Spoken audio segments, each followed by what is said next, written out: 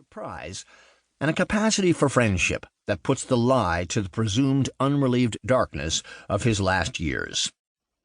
A note here is in order to acknowledge the sources without which this book would not have been possible. The inclusion of James Bradley Thayer in the Emerson party was fortuitous for posterity, because Emerson himself wrote very little about the journey west. All that remains from his hand are a few letters and an itinerary jotted into one of his notebooks.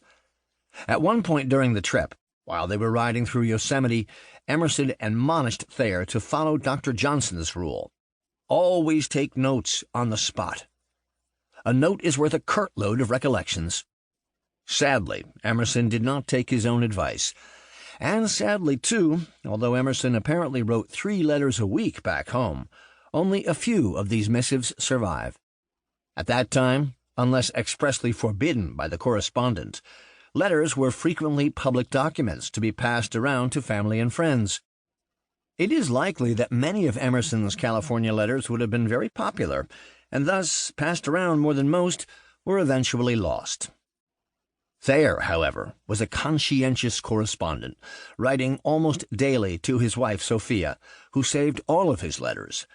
Moreover, inspired by Emerson's death in 1882, Thayer used the letters for a talk to his club, which he then turned into a short book that he had published 2 years later as A Western Journey with Mr. Emerson. Travelogues about the American West and California were immensely popular throughout the 19th century, ranging from the dryly promotional, such as Charles Nordhoff's California for Health, Pleasure, and Residence, 1872, to the sensational, such as Richard F. Burton's The City of the Saints, 1861, to the broadly comic, such as Mark Twain's uproarious Roughing It, 1872. Thayer probably surmised that with the public's continued interest in Ralph Waldo Emerson, a Western travelogue featuring the Concord sage would be a welcome addition to the genre.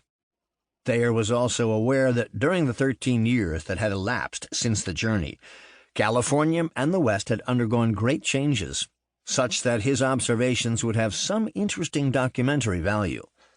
Despite these selling points, however, and an elegant prose style, Thayer had to pay for the publication of A Western Journey out of his own pocket, and the publisher, Little Brown and Company, had trouble selling out the initial print run of 1,000 after 2 years, at which time it surrendered the copyright back to Thayer.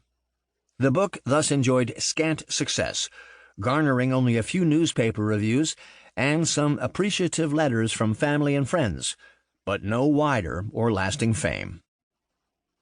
Although proud of A Western Journey with Mr. Emerson, Thayer was all too sensible of its limitations. In his preface, he deprecated his book as almost too slight a performance. The pudding is small and the plums are few. He asked his readers that these savings from oblivion be regarded as a sort of recum maris, that is, flotsam and jetsam, to use our pleasant law Latin, something not nearly so good as one could wish, but better than nothing. Perhaps remembering Emerson's admonition, Thayer regretted that he hadn't been even more diligent in recording the trip. But it would not have seemed quite friendly in such a company to play the part of a mere Boswell, nor should I have been willing to tamper with my own quiet enjoyment of the situation by doing that. It will be remembered also, he added, that some things which really were preserved in letters must naturally be omitted here, as being of too personal a nature for publication. This last observation was an understatement. Given Thayer's Victorian sense of privacy, many names in A Western Journey with Mr. Emerson were censored and replaced with Mr. or Miss and the like.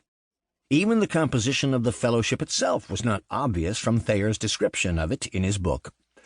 Moreover, in his effort to foreground Emerson and record his Obiter Dicta, Thayer omits or hurries over many interesting incidents of the trip. Happily, though, other sources exist. Thayer's original letters are on deposit in the Harvard Law Library, and despite his atrocious handwriting and tendency to cram 2 pages onto one by overwriting the page at right angles, a common practice to save paper and postage, many of the gaps of his published narrative can be filled in. This